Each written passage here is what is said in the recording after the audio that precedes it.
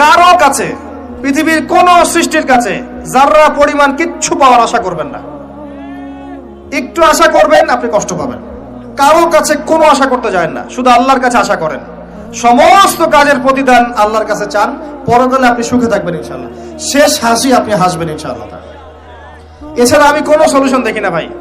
আমি কলিজা থেকে কথাগুলো বললাম আপনাকে, আর যে কথা কলিজা থেকে বের হয় সেই কথা আপনার কলিজার মধ্যে আঘাত করবে ইনশাআল্লাহ। সব কাজ শুধু আল্লাহর জন্য করেন, কেউ আপনার আপন না। আল্লাহ ছাড়া কেউ আপনার আপন নয়। আপনি ভুল করবেন যদি আপনি অন্য কাউকে আপন মনে করেন। আপনার পলিটিক্যাল লিডার, আপনার প্রশাসনের স্যার, আপনার পরিবারের স্ত্রী, আপনার সন্তান, হাবি হাবি যা যা আছে, যদি মনে করেন আমার আপনজন, আপনি ভুল করবেন।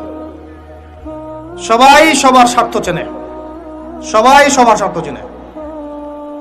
শুধু আল্লাহ আপনাকে নিঃস্বার্থভাবে ভালোবাসেন, আল্লাহ পাক স্বার্থ চান না। সারাটা জীবন পাপ করে থাকলেও একটা বার দাঁড়িয়ে খালি বলেন আল্লাহ আস্তাগফিরুল্লাহ ওয়া আতুবু ইলাইহি। মন থেকে বলেন আল্লাহ আমি ভুল করেছি, আল্লাহ আমাকে মাফ করে দাও।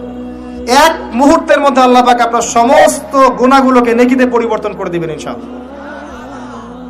আল্লাহ ছাড়া কেউ নাই আপন। আল্লাহর জন্য খালেস করে ফেলেন নিজেকে, তার দ্বীনের জন্য চেষ্টা করেন। তার দ্বীন আজকে অবহেলিত, তার দ্বীন আজকে অপদস্থ। সারা বিশ্বের বুকে আজকে মুসলিমরা নির্যাতিত, নিপীড়িত।